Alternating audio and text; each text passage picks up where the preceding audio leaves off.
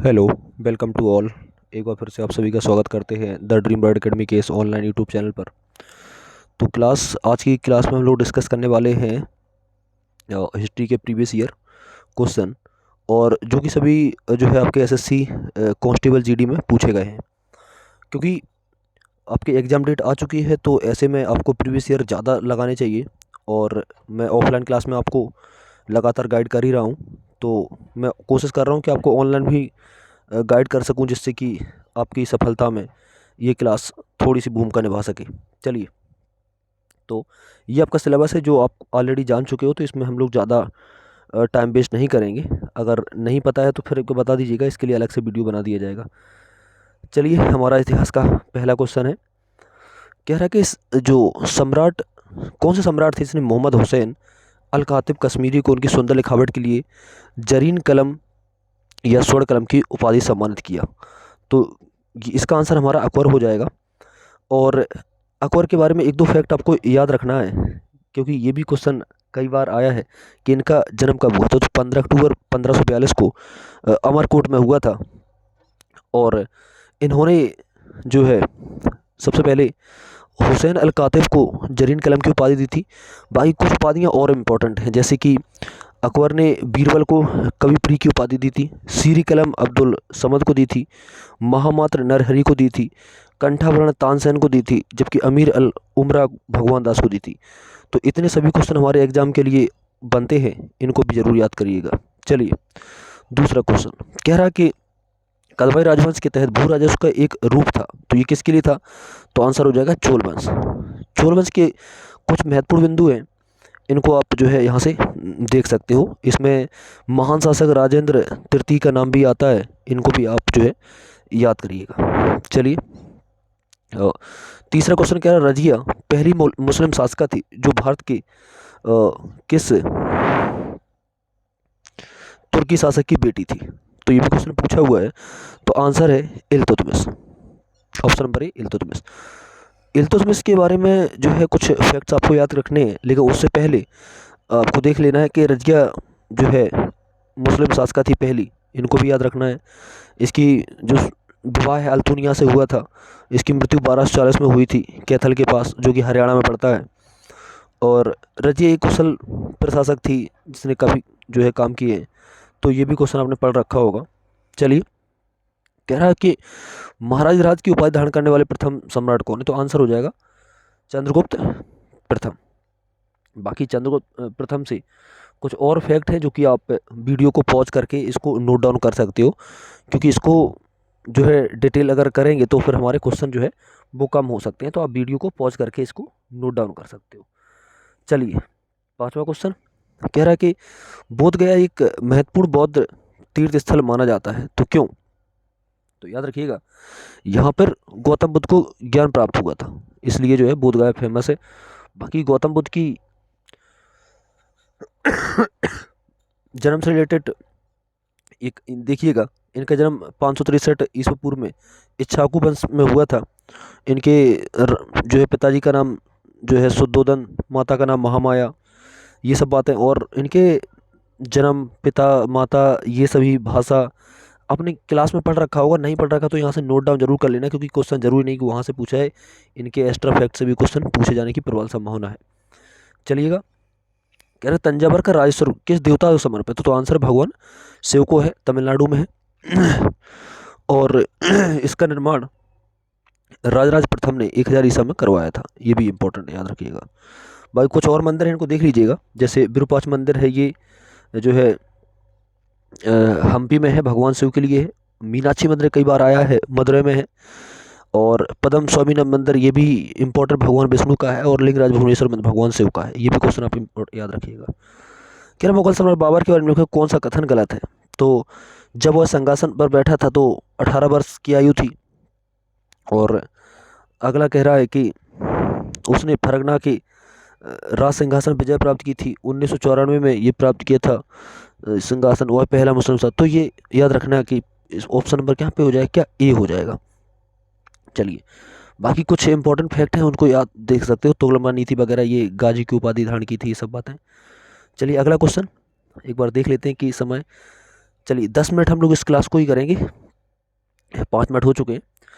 निम्नलिखित कौन सी पुस्तक बाणभट्ट के द्वारा लिखी है? तो आंसर है हर्षचंद्रम। बाकी और भी किताबें हैं जो आपको याद रख लेनी है।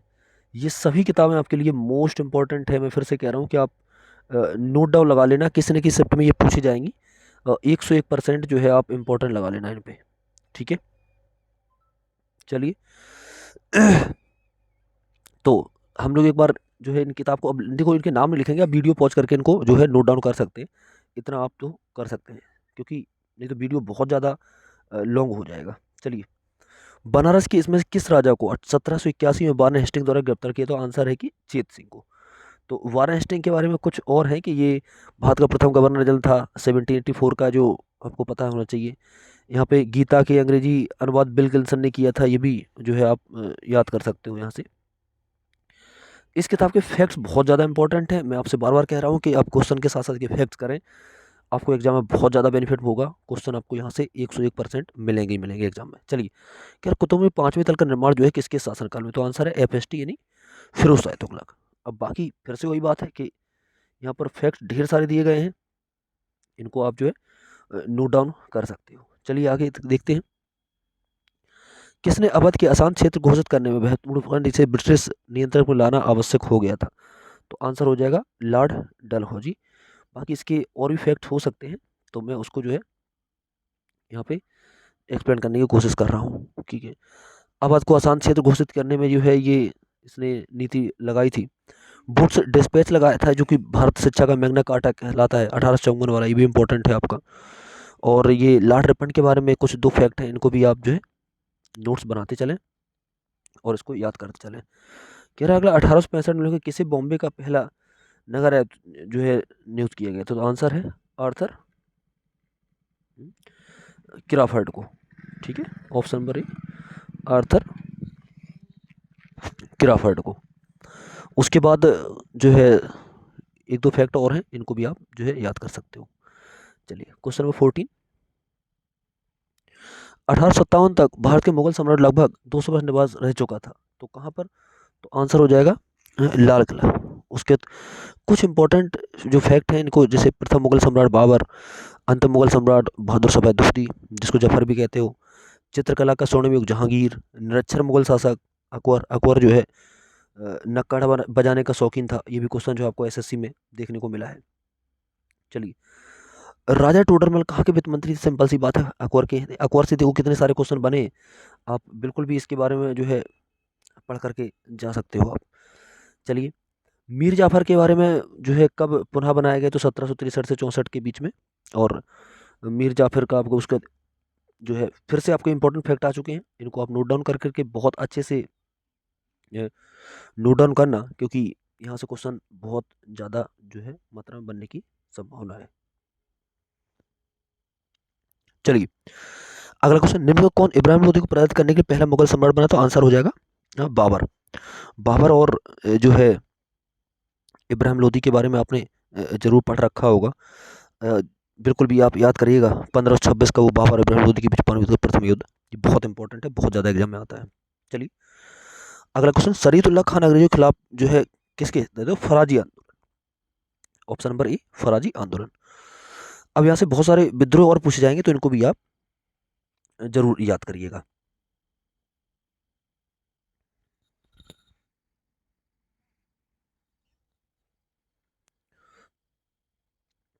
चलिए आगे देखते हैं। आज का अगला क्वेश्चन है, जो है बॉम्बे में पहली सूती कपड़ा मिल की स्थापना किस वर्ष की गई? तो ये 1854। अभी आपने पढ़ा था कि 1854 में आपका वुड्स डिस्पैच आया था, जिसको आप भारतीय शिक्षा का मैग्ना कार्टा कहते हैं। चलिएगा, बहुत इंपॉर्टेंट क्वेश्चन है कि राजा राम मोहन के द्वारा कौन सा समाचार पत्र शुरू किया गया? तो आंसर है संवाद कौमुदी। मोस्ट इंपॉर्टेंट है, इसको आप जो है याद कर सकते हो। चलिए अगला है, कृष्णदेव राय किस राजवंश से? तो आंसर है तुलो वंश। आपको पता है कृष्णदेव राय के बारे में आपने जरूर पढ़ रखा होगा, तो इनको याद रखिएगा। अगला है, खिजली और तुगलक सैन्य कमांडरों का क्षेत्र जो है, इन क्षेत्रों को किस नाम से जाना जाता था? इसको एकता के नाम से जाना जाता था। उसके दो इंपॉर्टेंट जो है पहलू, इनको देख सकते हो। अगला क्वेश्चन, कालिदास रचित अवज्ञा शाकुंतलम इसमें जो कौन सा राजा की जो है कथा है, तो यहाँ पर राजा दुष्यंत आपको पता होना चाहिए। उसके बाद कालिदास के बारे में इनकी जो है रचनाएं और हैं, इनको भी आप देख सकते हो। आगे बढ़ते हैं। क्वेश्चन नंबर जो है 24 पे आते हैं। कह रहा है कि भारतीय राष्ट्रीय कांग्रेस के तिरंगे झंडे को चरखा रखा गया था कब? तो 1931 में। ठीक है। उसके बाद ये तिरंगे के बारे में आपको पता है, आधुनिक जो तिरंगे का डिजाइन है पिंगली वेंकैया ने किया था। इसके बारे में कई बार फैक्ट आ चुके हैं जो अपने क्लास को जो डिस्कस किए होंगे। चलिए, कह रहा है अहमदाबाद में सूती मिल के लिए सत्याग्रह कब हुआ? तो 1918।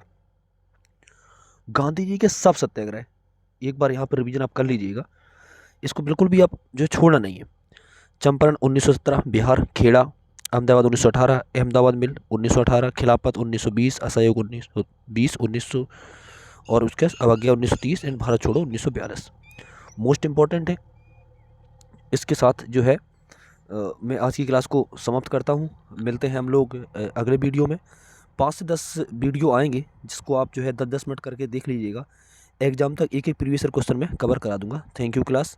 जल्दी ही मिलते हैं करंट अफेयर्स की वीडियो के साथ, और हमारे इस छोटे से प्रयास को आप थोड़ा सा शेयर कर सकते हैं और ड्रीम बर्ड एकेडमी का सपोर्ट कर सकते हैं।